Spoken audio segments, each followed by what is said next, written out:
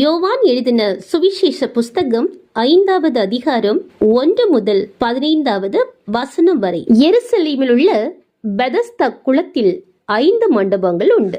அங்கு குருடர்கள், சப்பானிகள், சூம்பின உருப்புடையவர்கள் முதலான வியாதியஸ்தர்கள் அங்கு படுத்திருப்பார்கள். தண்ணீர் எப்பொழுது கலங்கும் என்று காத்து கொண்டே இருப்பார்கள். சில சமயங்களில் தேவதூதன் ஒருவர் வந்து அந்த குளத்தில் இறங்கி தண்ணீரை கலக்குவார். தண்ணீரை கலக்கிய பின்பு யார் முந்தி அதில் இறங்குகிறார்களோ அவர்கள் எப்படிப்பட்ட வியாதியஸ்தர்களாக இருந்தாலும் சொஸ்தமாவார்கள். அங்கு 38 வருடம் வியாதியால் பாதிக்கப்பட்ட ஒரு மனுஷன் இருந்தார்.